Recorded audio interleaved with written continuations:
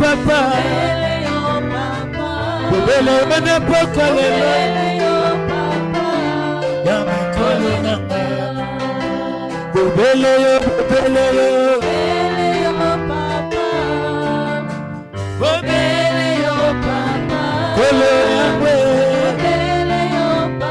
Est-ce que l'assemblée peut s'élever? Pouvons nous tenir debout? Pouvons nous tenir debout? Est-ce qu'on pouvons acclamer pour les seigneurs?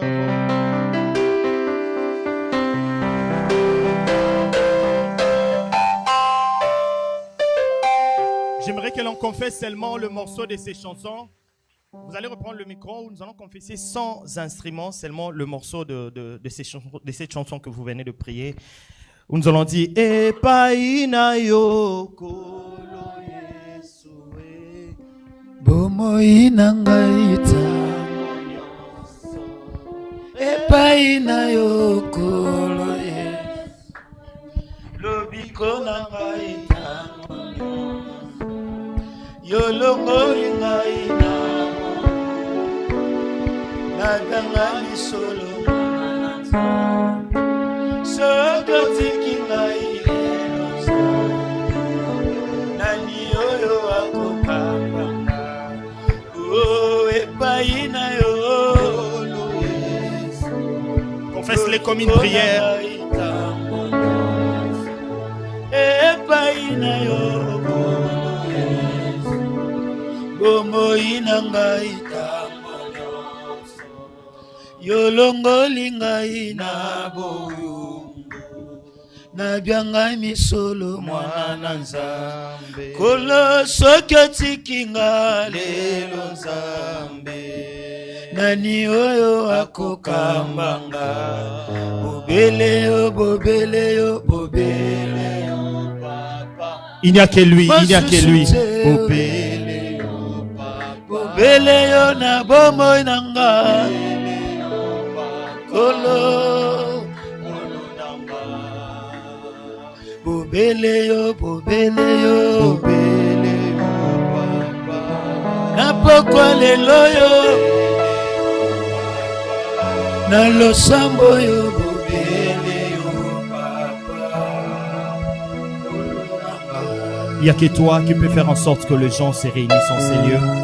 Il n'y a que toi qui peux nous attirer dans ta présence. Père, nous te dédions cette soirée, nous te dédions l'enseignement d'aujourd'hui. Nous voulons que tu sois au centre, Père éternel. Que cet enseignement ne soit pas seulement l'enseignement ordinaire, mais que cet enseignement soit une ouverture pour l'intelligence d'une personne. Que cet enseignement puisse renouveler l'intelligence d'une personne, Seigneur. Nous croyons à ce que tu peux faire au travers de l'enseignement. Nous croyons à ce que tu peux faire au travers de ta parole. Et nous croyons à ce que tu peux faire au travers de ta puissance. Nous avons prié dans le nom de Jésus, nous disons Amen. Est-ce que nous pouvons acclamer pour le Seigneur? Alléluia. Tu peux reprendre ta place. Nous allons prendre rapidement nos Bibles. Nous sommes dans le livre de Genèse, chapitre 37. Genèse, chapitre 37. Nous commençons à partir du premier verset. Nous allons lire petit à petit. Genèse chapitre 37. Le premier verset, la Bible dit: Jacob demeura dans le pays de Canaan, où avait séjourné son père. Voici la postérité de Jacob. Joseph, âgé de 17 ans, faisait paître le troupeau avec ses frères. Cet enfant était auprès de fils de Bila et de fils de Zilpa, femme de son père. Et Joseph rapportait à leur père leurs mauvais propos. Israël aimait Joseph plus que tous ses frères, tous ses autres fils, parce qu'il avait eu dans sa vieillesse, et il lui fit un tunique de plusieurs couleurs. Ses frères virent que leur père l'aimait plus que tous, et ils le prirent en haine. Ils ne pouvaient lui parler avec amitié. Le verset 5, la Bible dit: Joseph eut un songe et il le raconta à ses frères. et ils le haïrent encore davantage. Le verset 6, la Bible dit, il leur dit, écoutez donc ces songes que j'ai eus. Le verset 7, nous étions alliés de gerbes au milieu de champs, et voici ma gerbe s'éleva et s'étint debout. Et vos gerbes l'entourèrent et se prosternèrent devant elle. Le verset 8, ses frères lui dirent, est-ce que tu régneras sur nous? Est-ce que tu nous gouverneras? Et ils l'haïrent encore davantage à cause de ses songes et à cause de ses paroles. Alléluia. Gloire au Seigneur. Ce soir, nous allons commencer une autre série d'enseignements. Pour ne pas continuer ce que le prophète est en train de donner, il reviendra avec les enseignements sur les portes. Mais ce soir, j'aimerais te parler d'un thème qui peut prendre peut-être quelques jours ou quelques autres séances. Et le thème de ce soir, qui est un sujet d'enseignement, mais aussi un thème très éducatif et motivant pour la vie de l'Église, je l'ai intitulé « Porteur de rêve », virgule, pour ceux qui écrivent, « Porteur de rêve », virgule, « Interprète du temps », virgule, « Instrument des dieux ». Porteur de rêve, virgule, interprète du temps, virgule, instrument des dieux. Nous venons de lire un texte de la Bible que nous connaissons tous. La Bible est en train de parler de l'histoire de Jacob. Jacob qui était le frère d'Ésaü, qui était tous deux le fils d'Isaac. La Bible dit que pendant ces temps, dans le verset 37 que nous venons de lire, Joseph était avec ses fils. Et la Bible a cité aussi sa postérité. Mais dans ces versets 37, la Bible est en train de projeter, la Bible est en train de mettre la lumière, pas sur la vie de Jacob, mais la Bible est en train de mettre la lumière sur la vie d'un des fils de Jacob qui s'appelle Joseph. Nous avons souvent eu l'habitude de parler de Joseph ou de lire la Bible, de comprendre ce que Joseph a fait. Mais il est important de savoir que Joseph était le 11e fils de Jacob, mais le premier fils de Rachel. Comme nous le savons que Jacob avait deux femmes, sans compter le servante de ses femmes, avec qui il a eu aussi deux enfants. Il avait Léa et Rachel. Mais pour Rachel, Joseph était le premier fils. Pour Jacob, Joseph était le 11e fils. La Bible est en train de dire, encore en donnant une autre précision, que Joseph n'avait que 17 ans. C'est-à-dire, quand la Bible est en train de préciser sur l'âge de Joseph, la Bible savait que parmi les lecteurs de ces versets, il y aura des gens qui peut-être se minimisent par rapport à leur âge, par rapport à leur capacité. Joseph n'avait que 17 ans, il a fait un rêve et il a rapporté à son père. La Bible dit que son père l'aimait plus que tous les autres fils. Et déjà, du fait que son père l'aimait, ses frères le détestaient déjà. C'est-à-dire, ses frères ont commencé à les détester au premier degré parce que son père l'aimait plus que les autres fils. Mais lorsqu'il a encore commencé à avoir de rêves, à faire de rêves, la Bible dit que ses frères le détestèrent encore et encore. Ils le détestèrent davantage. En réalité, le frère de Joseph, ils ont même eu à surnommer Joseph faiseur de rêves. Mais moi, en lisant ces versets et en lisant ces passages, j'ai compris que Joseph n'était pas un faiseur de rêves. Joseph était un porteur de rêves. Alléluia. Parce que un faiseur de rêves, c'est quelqu'un qui peut seulement rêver. Mais Joseph avait en lui la sémence de chaque rêve qu'il faisait. Après avoir fait ses rêves, ses frères l'ont encore détesté. Mais pendant que Joseph était en train de faire ses rêves, ce n'était pas de petits rêves. Il était en train de rêver grand. Le rêve de Joseph n'était pas seulement de vision nocturne, mais le rêve de Joseph était aussi de projection à venir de sa destinée. Alors, en parlant de porteurs de rêves, je ne vais pas vous parler de rêves de gens qui dorment et en train de ronfler et ils sont en train de rêver. Je ne vais pas vous parler de ce genre de rêves. Je vais vous parler de rêves comme une projection de comment tu te vois, de comment tu vois ta vie dans l'avenir. Alléluia. Joseph a 17 ans. L'Éternel le donnait déjà de révélation. L'Éternel l'aidait déjà à projeter sa vie dans l'avenir. Le problème avec l'église aujourd'hui, le problème avec le corps du Christ est qu'à l'église du Seigneur, à l'église du Congo, il y a peu de gens qui rêvent grand. Nous avons limité la vision de la vie à l'église d'une vision évangélique. Nous avons limité la vision de la vie à l'église en faisant des choses pour entendre à ce que Jésus-Christ rentre et qu'il vienne nous prendre. Joseph était à l'aise avec son père. Il était le 11e fils, c'est-à-dire ses frères pouvaient se battre pour nourrir Joseph. Mais Joseph était en train de se voir très loin. Bien-aimés frères et sœurs, il n'y a pas de grandeur pour ces gens qui ne rêvent pas. Si tu veux la grandeur, il faut commencer par être un jour un rêveur. Il n'y a pas de l'excellence dans la vie pour les gens qui ne rêvent pas. Si tu veux exceller et percer, il faut commencer un jour par être un rêveur. Il faut commencer par te voir là où tu veux vraiment arriver. Joseph a fait de rêves. Et lui, naïf qu'il était à cet âge, il avait que cette grâce de voir sa vie future. Il est venu remporter et relater à ses parents. Ses parents ont donné les interprétations qu'ils ont pu donner. Mais ses parents n'ont pas interprété ses rêves comme il se doit. Ses parents n'ont pas interprété les obstacles du rêve de Joseph. Voilà pourquoi nous allons voir Joseph dans ces trois dimensions. Joseph en tant que porteur de rêve, Joseph en tant qu'interprète du temps et Joseph en tant qu'instrument de Dieu. Pour ceux qui écrivent le premier point, le porteur de rêve.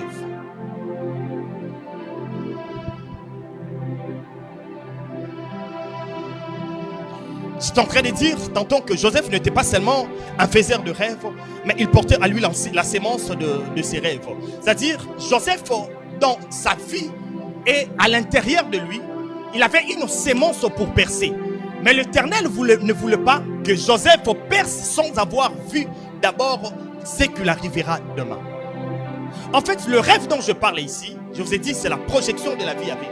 Le rêve dont je parle ici, c'est la structure architecturale de ta destinée et de ta vie. Comment représentes-tu d'une manière architecturale ta destinée, ta vie dans 5, 10, 15 ans? Tu ne peux pas bâtir des immeubles si tu n'avais pas eu au préalable de... Comment on appelle ça? De maquette ou de plan d'une maison. Tu ne peux pas arriver très loin si au préalable tu n'avais pas dessiné là où tu veux y aller. Combien de chrétiens aujourd'hui, ils font des choses avec bassesse en lieu et place de faire des choses avec excellence? Combien de chrétiens aujourd'hui, ils font des choses parce que ça s'est fait comme ça, parce que bon, nous devons le faire comme ça. Bien mes frères et sœurs, si tu es un rêveur, si tu rêves grand, si tu as une vision de la grandeur, tu peux faire des choses autrement. Il est possible que la même chose que toi tu fais, qu'une autre personne le fasse, mais la tienne ait un goût différent, la tienne ait une autre touche. Pourquoi? Parce que tu vois grand, parce que tu vois loin. Tu ne peux pas aller très loin, tu ne peux pas percer très loin si par ta manière de penser, tu n'as pas eu à te projeter dans la grandeur. Joseph avait fait ses rêves et il est venu, il a relaté à ses frères, il a relaté à son père. Joseph ne savait pas qu'il allait devenir en fait. Il a dit ce qu'il voyait. Mais à force de dire ce qu'il voyait, il a fini par devenir la personne qu'il rêvait. Il n'a pas eu de l'élévation chez Joseph sans rêve. C'est-à-dire, si tu veux que l'Éternel t'élève, Dieu doit voir comment tu rêves. Est-ce que tu rêves grand? Beaucoup de chrétiens prient, mais leur vision de la vie ne se marie pas avec leur sujet de prière. Seigneur, fais de moi un grand homme. Tu demandes à Dieu de faire de toi un grand homme. Mais lorsque tu te projettes dans 5 ans, tu te vois seulement dans ton business là, tu te vois seulement dans ton travail là, sans avoir évolué. Dieu fera de toi un grand homme par rapport à ce que toi-même tu vois de toi. Qu'est-ce que tu vois de toi? Beaucoup de gens aujourd'hui courent derrière le prophète, courent derrière le serviteur pour voir leur avenir. Mais comment tu vois ton avenir déjà toi-même? Comment tu vois ton avenir? Comment tu vois ton lendemain? Le fait de voir son avenir, le fait de voir, de rêver sur sa destinée, cela a fait en sorte que Joseph a commencé à subir les choses. Les choses que Joseph a subies, cela n'était pas lié par rapport à sa position ou par rapport à l'amour. Parce que la Bible est en train de dire que ses frères l'ont haï encore lorsqu'il a fait ses songes. Que entre nous soit dit, si le rêve de Joseph n'était qu'un rêve amateur, pourquoi ça devrait inquiéter ses frères? Parce que ses frères, ils ont compris une chose. Ils ont compris qu'ils sont avec Jacob, mais ils n'ont jamais vu leur avenir. Mais comment le 11e de la famille peut commencer à voir clairement ce qu'il va devenir? J'aimerais dire à quelqu'un, il arrivera c'est que dans ta vie, que tes rêves, ta façon de voir les choses dérange. Et lorsque ta façon de voir les choses dérange, crois en Dieu et comprends que tu es sur une bonne direction. Tu n'es pas obligé de voir les choses de la même manière que tout le monde. Joseph, tu n'es pas obligé de voir la vie comme Ruben. Joseph, tu n'es pas obligé de voir la vie comme Judas. Judas est Judas, Ruben est Ruben. Moi, je suis Joseph. Combien de personnes, quand il a de rêves et il vient, il relate, les gens l'étouffent et il dit, ah, la famille n'a pas de ici. Nous, dans notre famille, on ne peut pas faire ceci, on ne peut pas faire cela. Pourquoi? Parce qu'on t'a dit que dans votre famille, vous ne pouvez pas le faire. Ou c'est parce que toi-même, tu t'es jamais projeté dans l'avenir, dans ce genre de choses. Peuple de Dieu, apprenons à avoir une vision taillée, une vision détaillée de ce que nous voulons devenir. Que ce soit dans la vie spirituelle, que ce soit dans la vie chrétienne, que ce soit dans des domaines professionnels, il faut avoir une vision taillée, un rêve précis par rapport à celui que tu veux devenir demain. Quelle est cette personne qui est engagée dans une entreprise publique et il ne rêve jamais de grade? Il dit, bon, on est comme un chef de bureau, fini, terminé. Je n'ai plus rien envié. C'est-à-dire, la vision de ses rêves était limitée là. Mais une chose qu'il faut savoir aussi dans le domaine de rêve, ou de vision percée par rapport au projectif, par rapport à l'avenir, est qu'à chaque fois que tu réalises un succès dans un rêve, il faut rêver grand, encore et plus grand. Lorsqu'on arrête de rêver, c'est qu'on arrête de croître. Lorsqu'on arrête de rêver, c'est qu'on arrête de repousser très loin les limites. Parce que le rêve te permet de repousser tes limites. Lorsqu'on était tous enfants, on trouvait un $10, c'était beaucoup d'argent. $100, c'était beaucoup d'argent. Mais aujourd'hui, j'imagine une fois, même j'étais à l'école primaire, on discutait avec des amis. Je leur disais à l'époque, j'ai dit, hey, si je prends $1000, parce que c'était le rêve d'un enfant. Mais plus je grandis, plus les euros s'ajoutent dans le $1000 que j'ai voulu avoir quand j'étais un enfant. Alléluia. Plus tu grandis, plus tu réalises les choses, plus tu dois ajouter le carnet des charges dans tes rêves et dans la projection de la personne que tu veux devenir. Joseph a eu à faire de grands rêves. Joseph a eu à rêver grand. Il s'est vu déjà dans l'avenir, il s'est vu déjà dans quelques années futures, chose que son père ne voyait même pas, chose que ses frères ne voyaient même pas. Mais le rêve de Joseph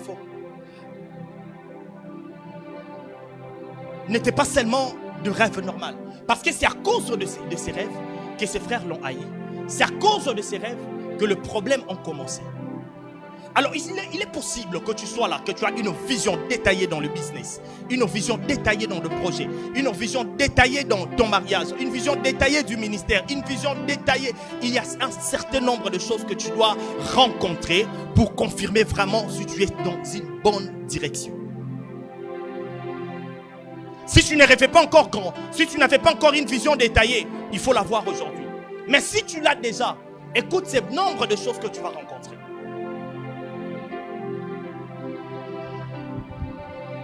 Je vais te donner la liste de choses qui arrivent dans la vie de porteur de rêve. La première des choses qui arrivent dans la vie de porteur de rêve, parce que le grand point c'était porteur de rêve. Là j'aurais voulu pour ceux qui écrivent, qu'ils l'écrivent avec le 1 majuscule. Et parmi les choses qui arrivent dans la vie de porteur de rêve, tu peux écrire un petit 1. La première des choses, c'est la dose élevée de la haine. Le frère de Joseph haïssait déjà Joseph. Il haïssait pourquoi? Parce que leur père l'aimait plus que eux tous. Mais lorsque Joseph a commencé à faire de rêves, c'est-à-dire la dose de la haine a augmenté. Écoute-moi frères et sœurs, si tu rêves grand, il est possible que tu n'aies pas aussi des amis.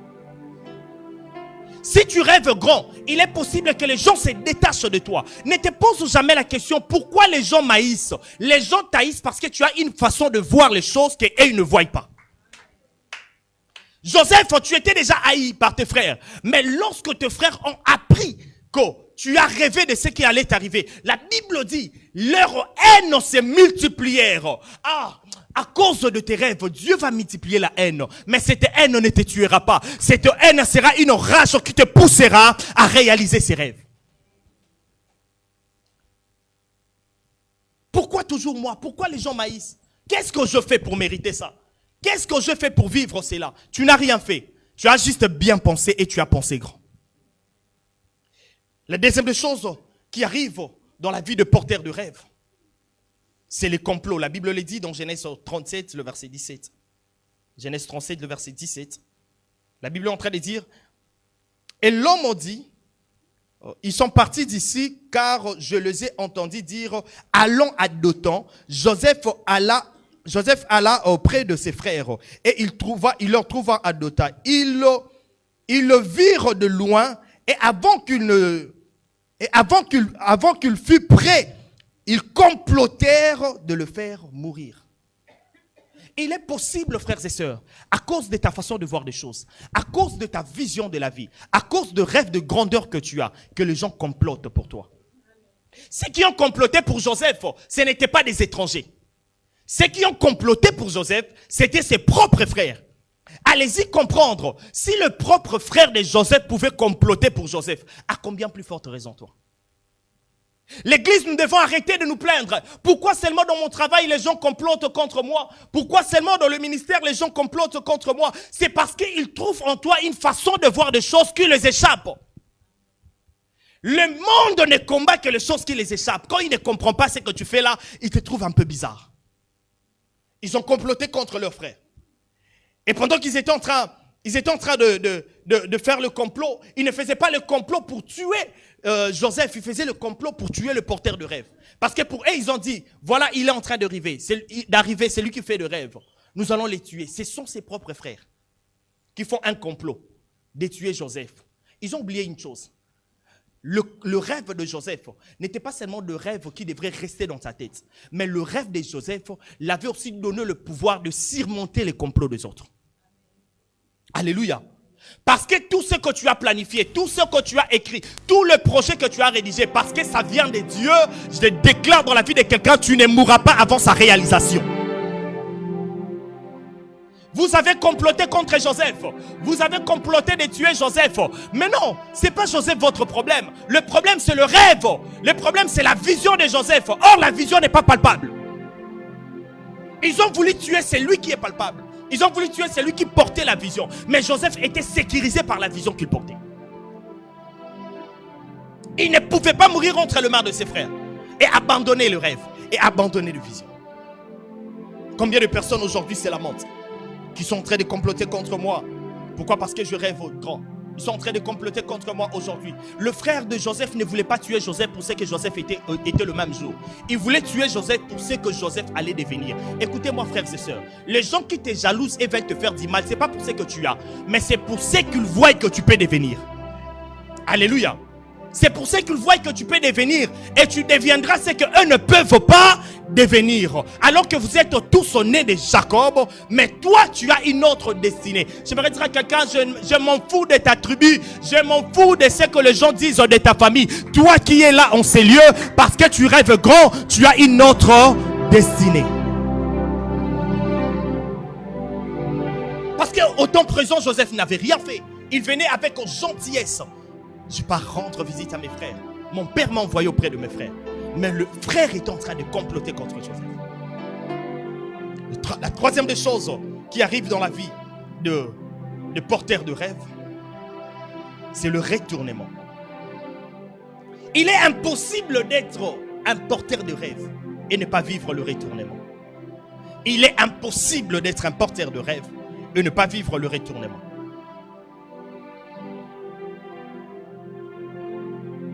Le retournement, c'est lorsque tu compatis vraiment avec les gens.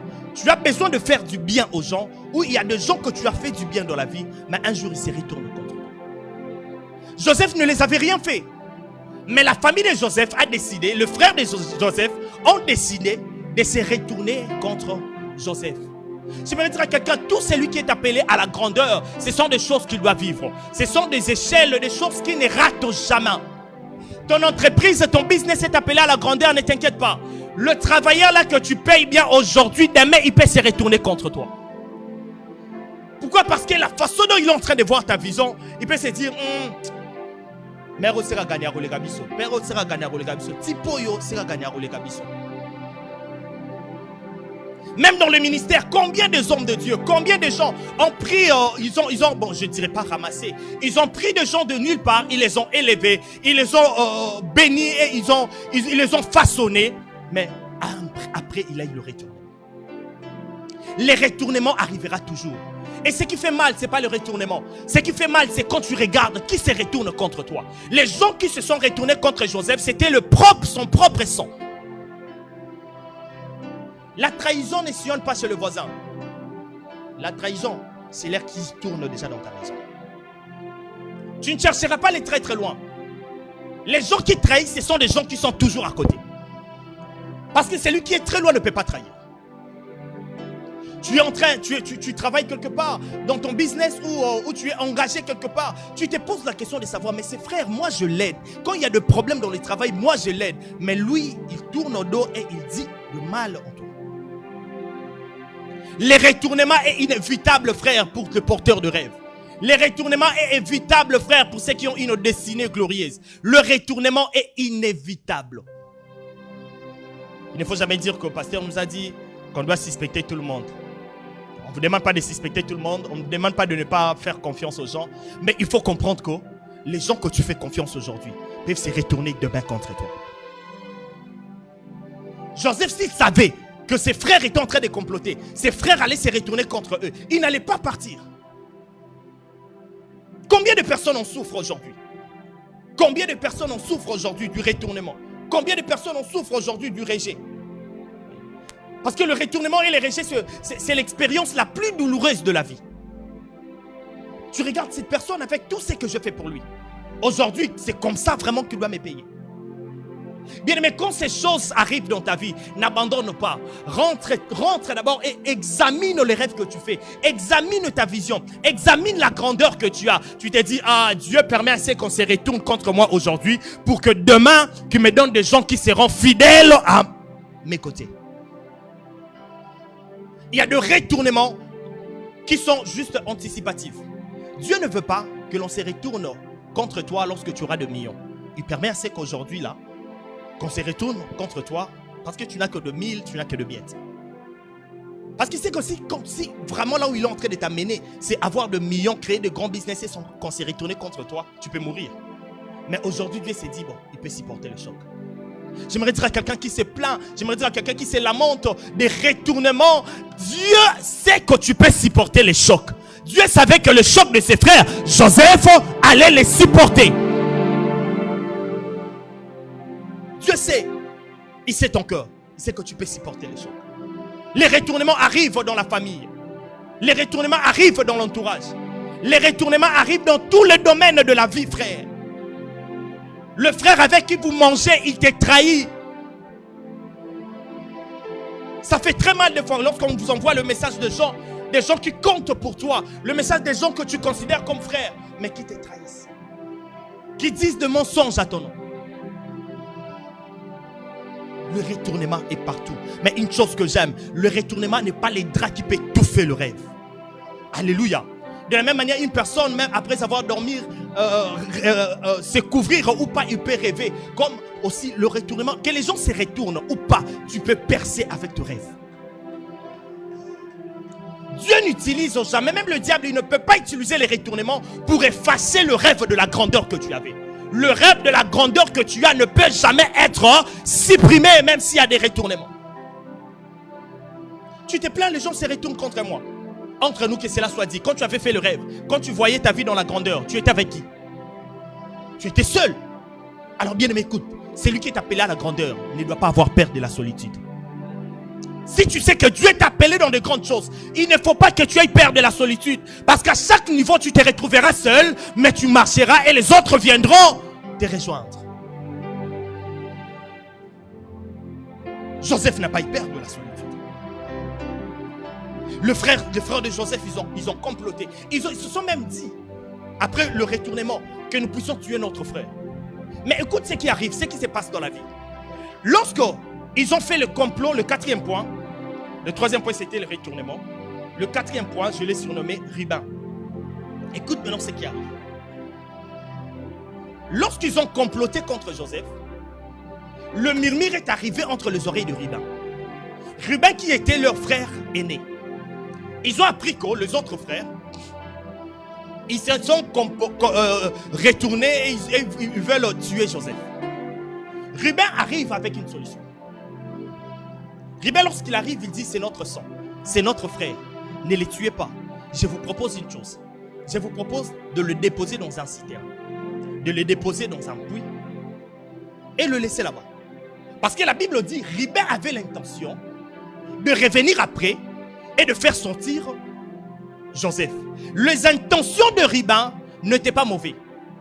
Écoute-moi, frères et sœurs.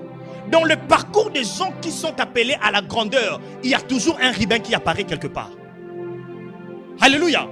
Rubin est la personne qui a besoin de t'aider, mais il n'a pas la capacité de le faire. Rubin avait le désir d'aider Joseph. Lui, il était l'aîné.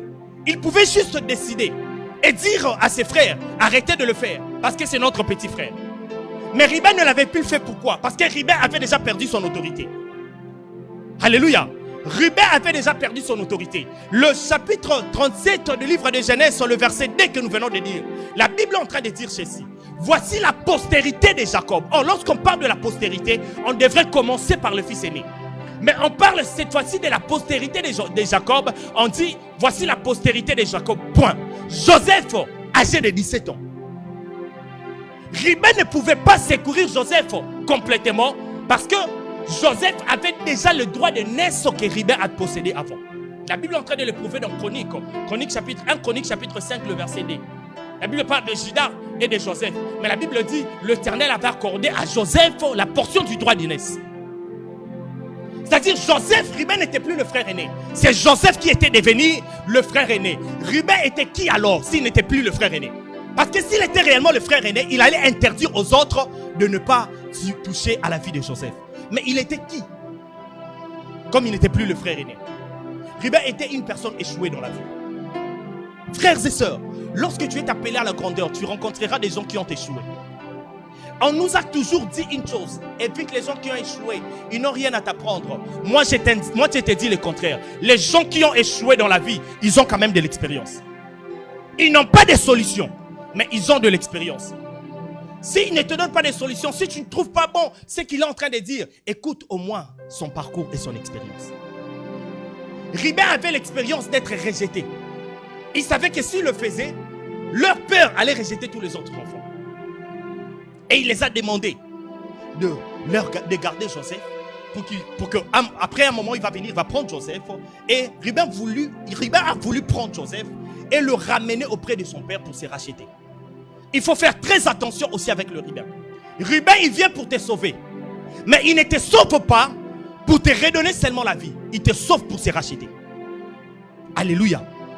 Le Rubin dans la destinée des gens qui sont appelés à la grandeur, ce sont les genres de personnes qui allaient sur Makambo. Makambo n'est pas bien. Au moment où on fait un bikisio, ma bikisio kate, un bikisio pour abeter la paix bateau musu qui ngam na bikisa rena eloko. Que ni t'étais moi, Joseph allait être tué. J'ai donné l'idée qu'on les garde. Voilà pourquoi la Bible dit à un moment lorsque Rubin est revenu, Rubin a recherché dans le puits, il n'a plus trouvé Joseph. Mais vous allez comprendre que Rubin n'avait plus d'autorité. Il n'a plus trouvé Joseph parce que Joseph était l'aîné, il était déjà parti.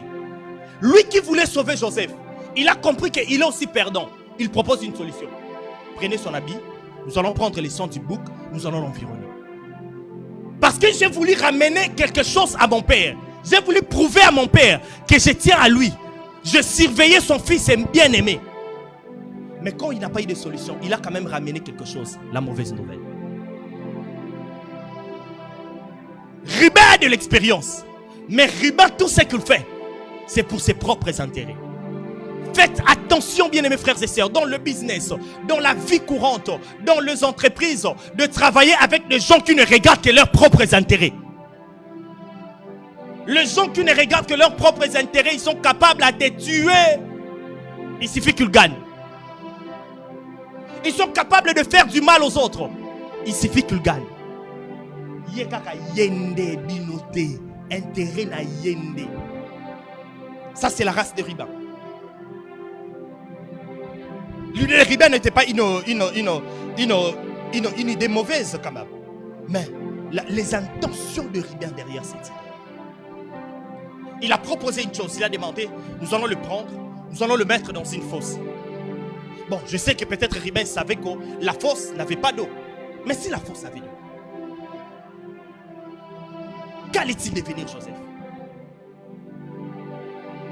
Combien de fois dans la vie nous avons croisé de Ruben? Combien de fois dans le ministère nous avons croisé de Ruben? Une personne qui vient te dire, non, tu places mon tongo fort.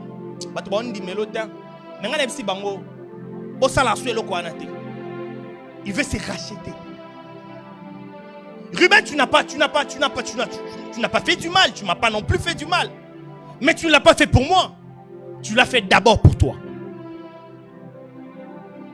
Je prie à Emmanuel Rafa que Dieu nous donne des gens qui ne feront pas des choses d'abord pour eux. Non, non.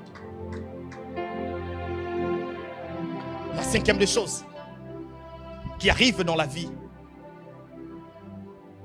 des gens qui veulent des porteurs de rêves. La cinquième des choses qui arrive dans la vie de porteurs de rêves, c'est la fosse. La fosse. C'est bien d'être épargné par Ruben, mais après avoir été épargné par Ruben, tu n'es pas devenu libre.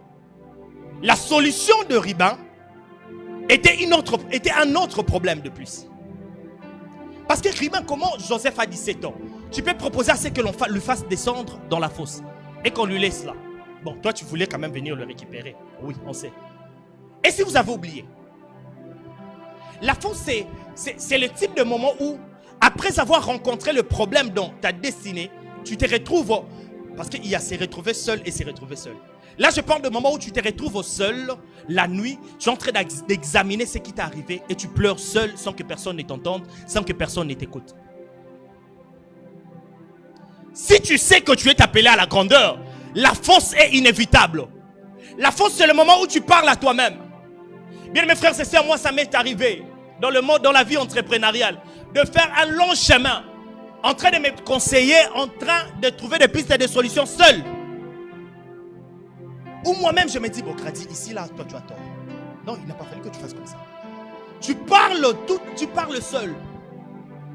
Il arrive dans la vie de ceux qui veulent la grandeur, dans la vie de ceux qui sont appelés à des grandes choses, de se dire une fois, Nako Betela, Nani.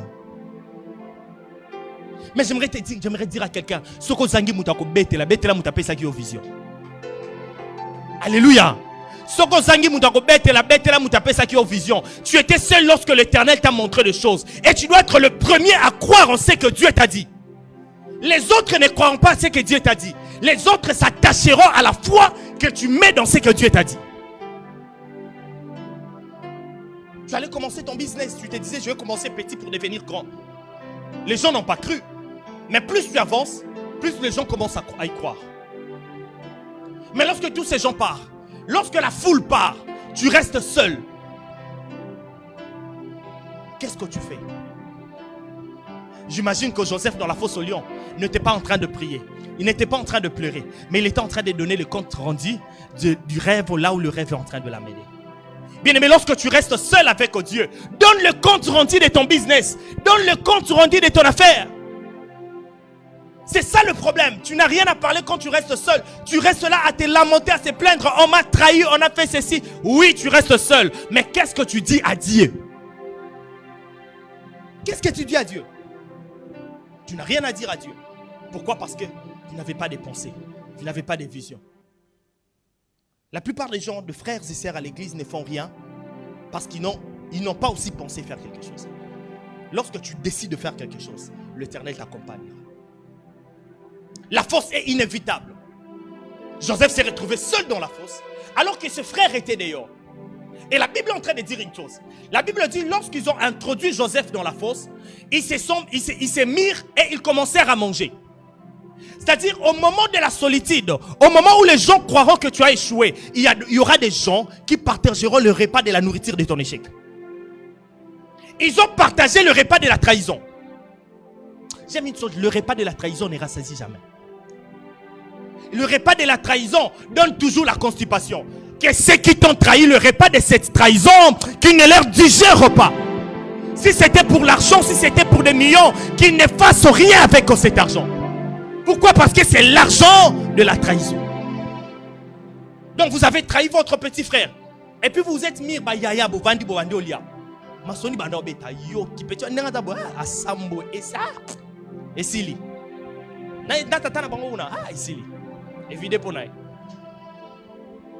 C'est bien lorsqu'on mange et on est en train de trahir les gens. La plupart des gens qui trahissent, quand ils sont sur table, ils s'éclatent de rire. Parce qu'ils croient que pour toi c'est fini. Mais ils ne savent pas que ce n'est pas encore fini. Parce que c'est lui qui a donné la vision. Il a aussi tout prévu. J'imagine que c'est Dieu seul qui avait vidé ces puits. Parce qu'il savait que cela arrivera à Joseph. S'il y a de l'eau dans le puits, Joseph mourra. L'Éternel a résolu de vider d'abord le puits pour que Joseph vive quand même dans ses puits. Combien de personnes aujourd'hui partagent le repas de la trahison? Vous savez, aujourd'hui, les choses deviennent de plus en plus pires. Il y a des gens qui trahissent pour l'argent. Il y a des gens qui trahissent pour la valeur. Il y a des gens qui ne trahissent même pour rien, à trahir Yokaka. Nous vivons dans un monde où les gens trahissent même pour avoir la visibilité. Asa la baise à Matisse au miniature. Pour Asa la baise à Matisse au miniature. Tout le monde veut être suivi. Tout le monde veut être célèbre. Mais à quel prix? Quel est le prix que tu payes de ta célébrité? Est-ce que c'est le prix de ta sueur? Est-ce que c'est le prix de ta vision? Ou c'est le prix de la trahison? Si c'est le prix de la trahison, tu n'iras pas loin. Je lève ma main et je déclare pour tous ceux qui ont été trahis. Je prie pour tous ceux qui ont été trahis comme moi-même aussi. Plusieurs fois trahis. Que l'Éternel te restaure et que l'Éternel ne permette pas que tu te limites là où ils t'ont trahi. Que tu ne t'arrêtes pas là, que tu continues à avancer et que tu perces. Ils ont partagé le repas de la trahison. La sixième des choses, après la fosse,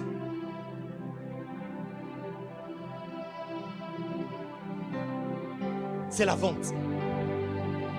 La Bible est en train de le dire dans le Genèse chapitre 37, le verset 25 et le verset 28.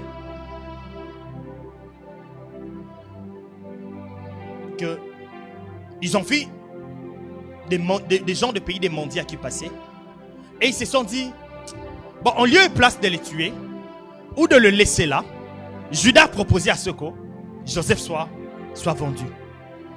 Ils ont vendu leur frère, leur propre frère, et ils ont pris l'argent. Ils se sont partagés, je ne sais pas s'ils se sont partagés ou ils ont acheté de vivres, mais la Bible dit ils ont vendu leur frère. Allez-y comprendre la méchanceté de ce monde. Comment vous pouvez vendre le porteur de rêve? Comment vous pouvez vendre celui qui a dans son sein votre destinée et la destinée de l'univers, la destinée de plusieurs nations? À cause de la jalousie, vous avez vendu votre frère. Pose-toi la question maintenant. Combien de personnes moi j'ai vendu dans la vie? Bien aimé, il y a des gens qui t'ont vendu à cause de la nourriture.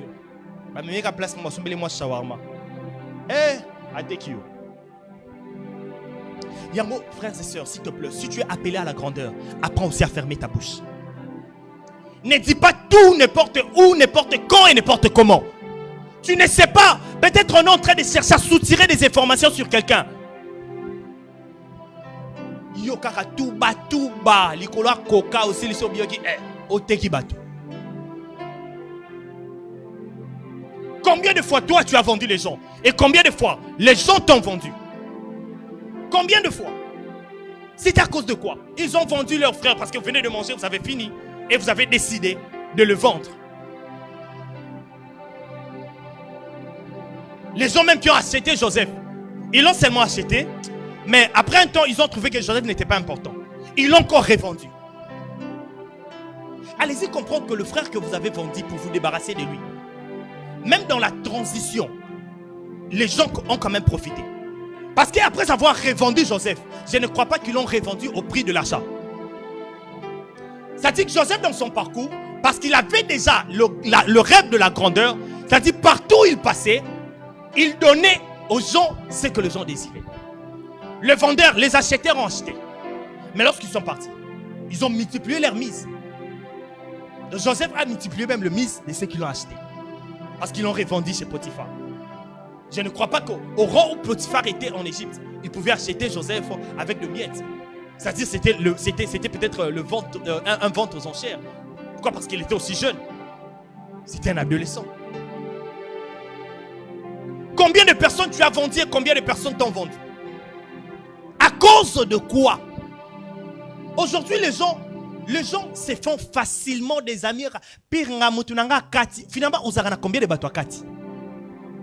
Voilà pourquoi on te trahit facilement. La trahison de Joseph, la vente de Joseph, est-ce que vous savez le problème? D'où vient le problème de la vente de Joseph? Le problème de la vente de Joseph, c'était les jours de l'exposé. Alléluia. Donne-moi un bon amen. Les jours où Joseph était en train de faire l'exposé de ses rêves, il n'était pas devant l'auditoire qu'il fallait. Parce que la Bible dit, Joseph fait un rêve et il est rencontré à ses frères. Ses frères l'haïrent d'avance. L'auditoire que Joseph avait choisi pour rencontrer ce rêve, les ont trahis. Parce qu'ils n'ont pas aimé ce que Joseph a dit. Si Joseph avait seulement rencontré son rêve à Jacob, il n'allait pas être vendu. Mais lorsque l'auditoire a écouté, ils ont compris que Petioyo Aoyamabe. Écoute-moi frères et sœurs, tu as de projets d'avenir, tu as de projets de business, tu ne dois pas les rencontrer à tout le monde. Ne rencontre jamais tes projets d'avenir à n'importe qui. Joseph a été vendu parce qu'il a rencontré à l'auditoire qu'il ne fallait pas. L'auditoire qu'il ne fallait pas, c'était ses frères et sœurs. Yo projet ngutu na ngutu biloko ngo comité otiliska 3 mapapa na Dubaï. Na banda ba business en ligne te. Yo wana chaque jour na statut to mona raya ngo tongo poko. Ozaka dana lo wana biloko eso ya botinsa bo sali groupage so nini. Yo zanuka na 5 mapapa mais otiaka 66 mapapa na statut.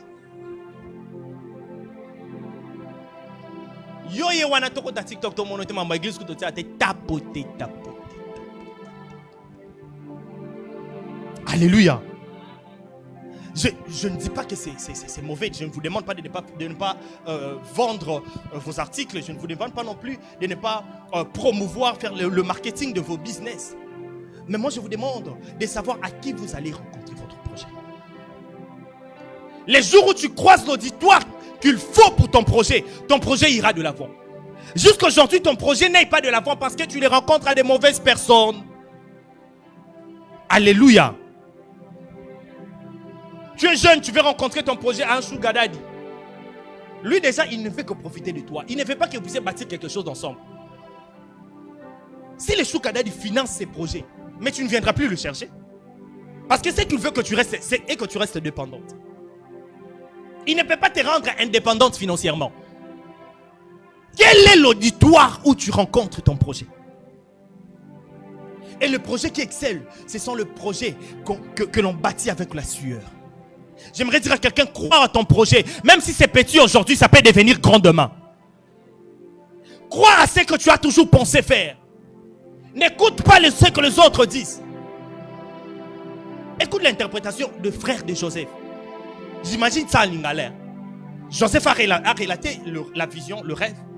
C'est ce qu'on a imaginé ce qu'on va vivre à Congo. Petit Yoel Ngobani. Parce que Yosko Mouam qui est Petit Yoel Ngobani. De Yoel Rapson là. Et puis,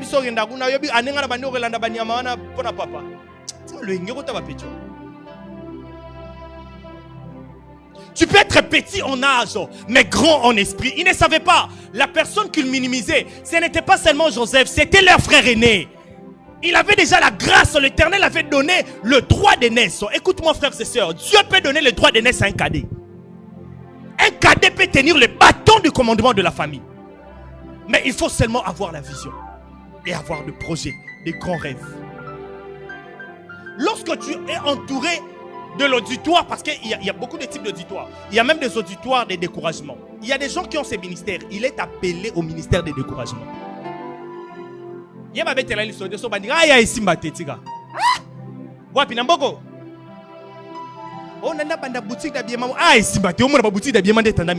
il est appelé au ministère des découragements. N'expose jamais tes projets à venir, n'expose jamais tes grandes visions et tes ambitions auprès des gens qui voient les choses d'une manière dans la bassesse. Expose-les auprès des gens qui voient les choses dans la grandeur comme toi. Expose-les auprès des gens qui voient les choses dans la grandeur. Combien de personnes vivent vraiment entourées de gens qui ont le ministère dans les découragement? Il y a des gens qui sont entourés par des amis qui sont toxiques. Ils ne veulent même pas écouter un projet. Écoute, je vais te donner les critères d'une bonne personne et d'une bonne auditoire pour l'exposition de vos projets. Celui qui n'analyse pas avec toi le pour et le contre de ses projets ne t'aidera pas à avancer dans ses projets. Alléluia. Celui qui dit toujours oui à tes projets ne t'aidera pas à avancer à ses projets. Comment tu exposes un projet? Les gens n'analysent pas le pour et le contre. Ils disent, il y a bien fort. Et Simba, ni n'éprouvé que Simba. Vous souvenez matin? Et ce Simbité. Vous c'est Kinga. Il faut aimer les gens qui ont l'esprit critique. Je ne parle pas des décourageurs. Des gens qui t'accompagnent. Mais il te dit, bon, tu ne l'as pas regardé aussi dans ces façons. Tu ne l'as pas regardé aussi de cette manière. C'est alors que tu peux mûrir tes projets. C'est alors que tu peux mûrir tes rêves. Mais évite de dire les choses à tes relations toxiques qui te découragent toujours. D'ailleurs, moi, cette année, je vais me séparer de relations toxiques qui me découragent de me marier. Tous les amis là, où sont la balle. Bon, je n'ai pas dit toi, prophète Rolex. Toi, tu m'as encouragé. Alléluia. Il y a ce genre de personnes, hein. Naobala. Pardon. Bon, moi aussi, je le fais pour certaines personnes, mais j'ai décidé de changer. Alléluia. Donc, même quand tu amènes un projet pour ta vie, même quand tu amènes un projet pour le bonheur, les gens te disent toujours, ça ne va pas marcher. Bien-aimé, tout ce que Dieu met dans ta tête, c'est parce qu'il sait que ça va marcher. Tout ce que Dieu permet que tu vois, c'est parce qu'il sait que c'est toi qui peux mieux le faire. Pourquoi les autres ne l'ont pas vu?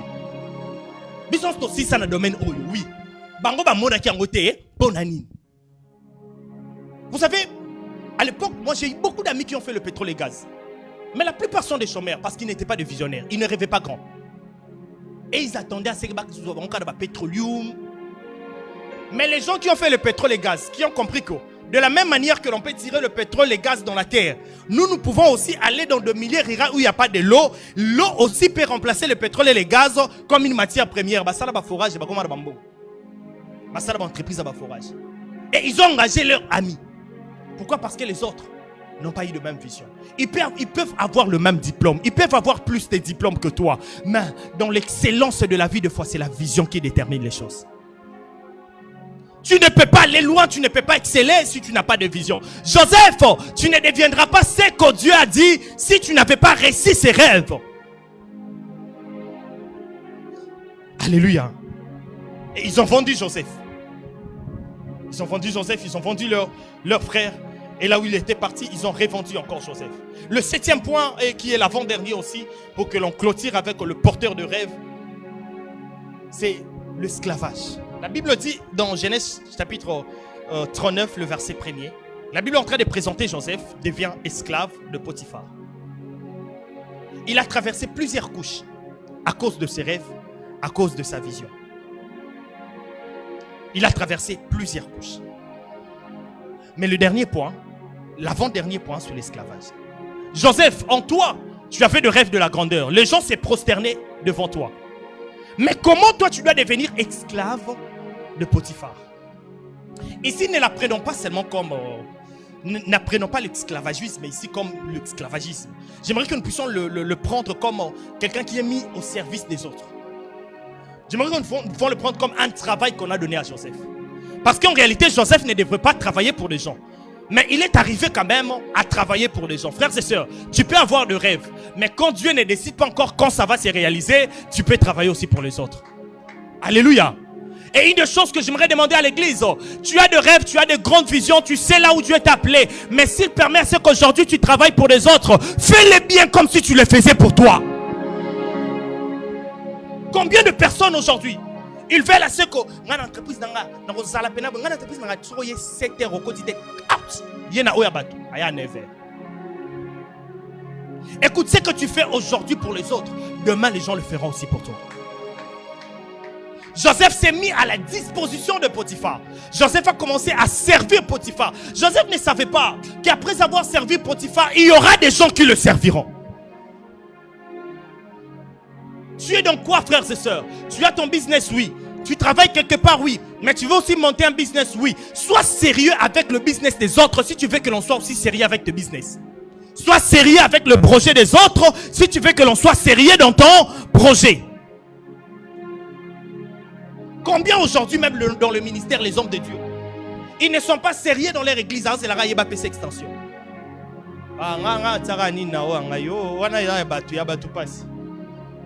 Alléluia. Bien mes frères et sœurs, si tu travailles, tu fais l'œuvre de Dieu de tout ton cœur, lorsque tu auras ton extension, les gens le feront de tout ton cœur. Tout ce que nous s'aimons, que ce soit dans le ministère, dans le projet, ça finit toujours par nous revenir. Moi, j'étais un retardataire quand j'étais travailleur. Je n'ai pas de record de retard. Je n'ai pas de retard. Je n'ai pas de retard. Mais, quand j'ai créé mes propres entreprises, j'ai découvert qu'il y avait une race de retardataires que Dieu n'avait pas encore placé à mes côtés. Aka!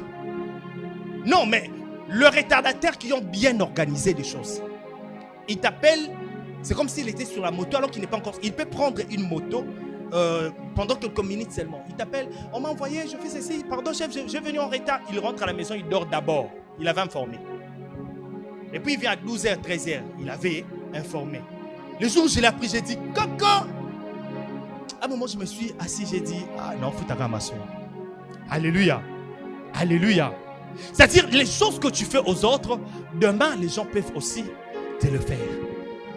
La façon dont tu traites les autres, demain, les gens peuvent aussi te traiter pareil. Bien, mes frères et sœurs, les mamans qui sont mariées en ces lieux, j'aimerais vous dire la façon dont tu traites même tes bonnes, tu ne sais pas ce que l'avenir réserve. Ceux qui sont aujourd'hui bonnes, ils étaient peut-être autrefois femmes mariées de quelqu'un. Elles avaient peut-être elles aussi des bonnes. Mais comment va dire qu'on traite bon? Il y a une bonne dans mon quartier qui murmure toujours. Lui, tout ce qu'on lui demande de faire, il s'arrête comme elle. Pourquoi? Parce qu'elle fit la femme du général. La femme du général a comme ma bonne. Et après, une personne qui l'a connue, il nous a dit une fois, il dit, maman, il était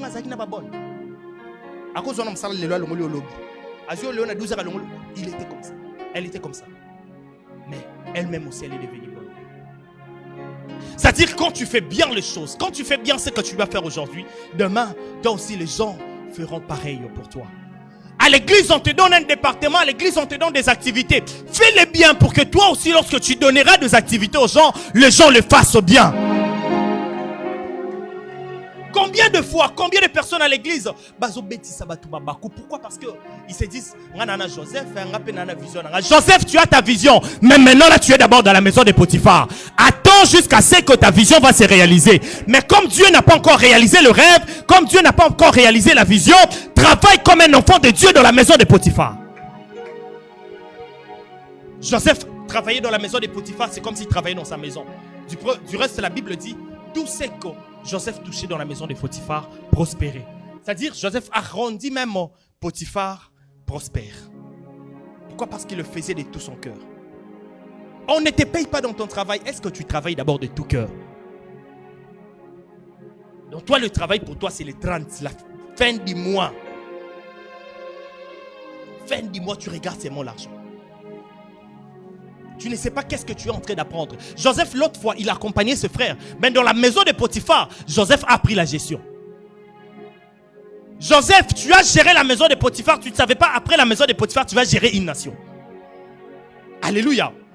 Bien-aimé, fais bien les petites choses pour mieux faire les grandes choses. Les petites choses qu'on te donne aujourd'hui, fais-le bien pour que dans des grandes choses, que tu les fasses encore.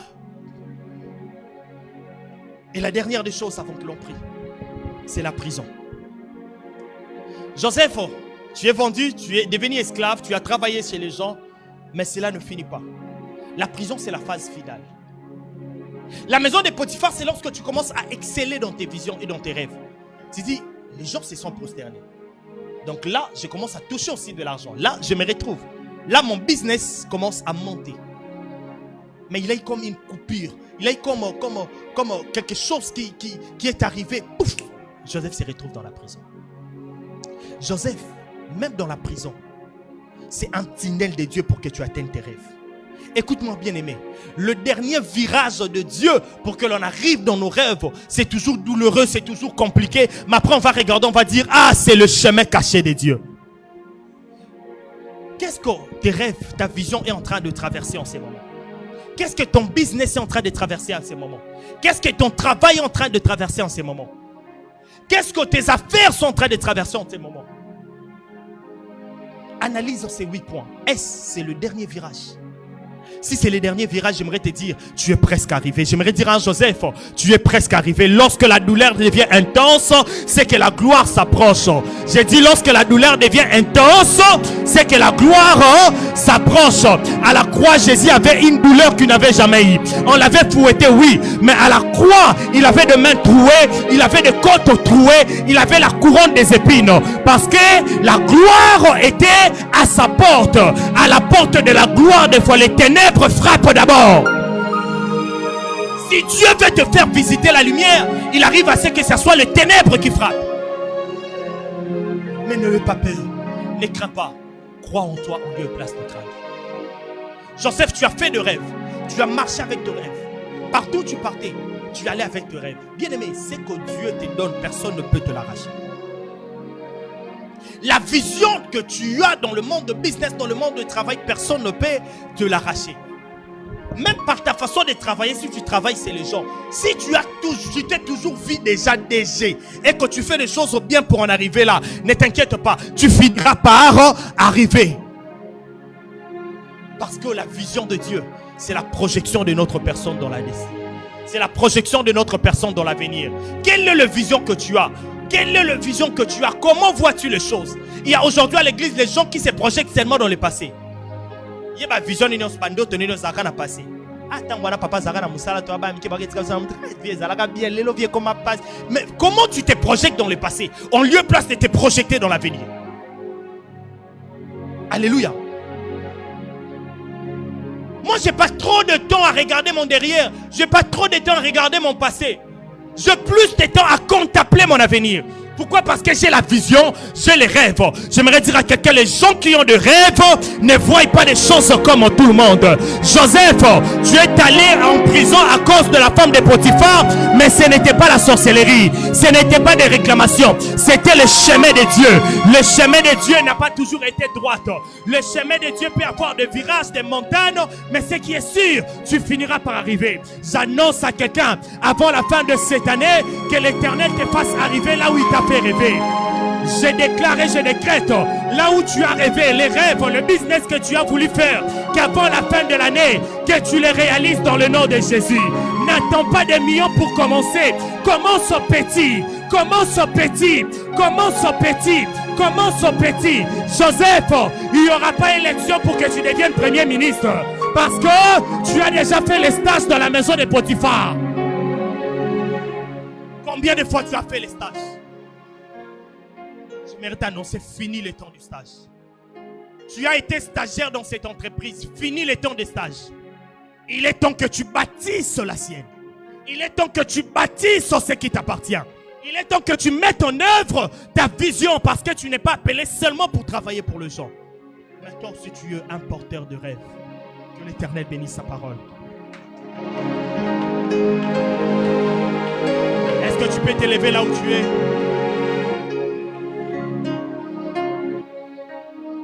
J'aimerais que tu examines ta vie. J'aimerais que tu regardes quels sont les projets que tu as. Quels sont les projets que tu as déjà mis sur papier. Mais toutes les fois que tu veux commencer ces projets, tu as comme de la paresse, tu as comme de la flemme.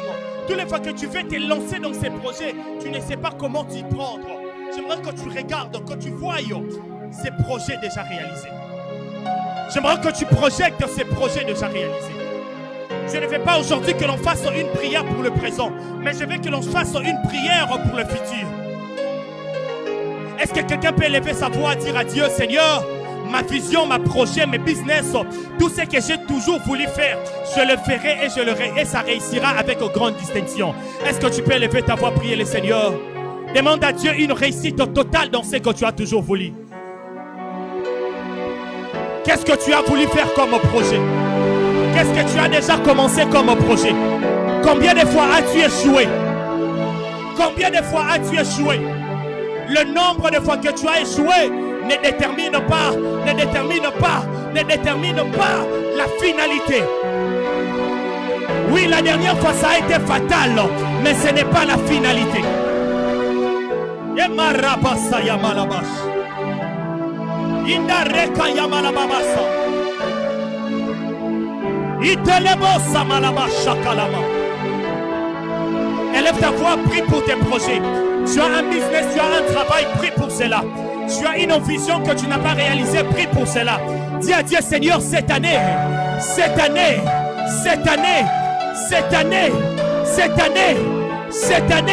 j'aimerais le commencer. Je ne sais pas comment, je n'ai pas encore d'argent, je n'ai pas assez de moyens, mais je veux le commencer. Tu m'as donné une vision, Seigneur, je vais le faire. Combien de fois j'ai tenté de voyager, ça n'a pas marché parce que j'avais une vision au Congo. Combien de fois j'ai tenté d'aller ailleurs, ça n'a pas marché parce que j'avais une vision. L'Éternel a voulu que j'enfante ce que j'ai. L'Éternel a voulu, oh, comme Joseph, ma vision finira par se réaliser. Ma vision finira par s'accomplir. Fini le temps de stage de ma vie. Fini le temps de stage de ma vie. Je vais entrer dans mon temps. Je vais entrer dans mon temps. C'est maintenant le temps de mon règne. Le temps du règne. Je vais régner. Je ne serai pas toujours derrière les gens. Seigneur, tu connais mes projets. Tu connais mes projets. La Bible dit former des projets. Tu connais des projets.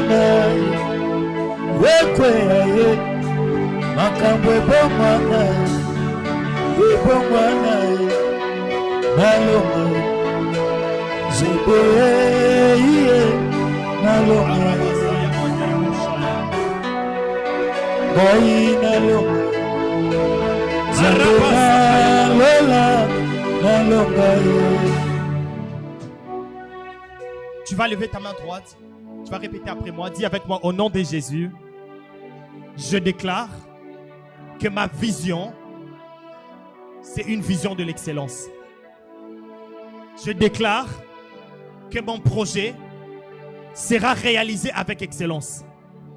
Commence à battre les mains, attire l'onction de l'excellence dans ton projet, dans ta vision. Dis à Dieu, Seigneur, je vais le faire, oui, mais je ne vais pas le faire comme tout le monde.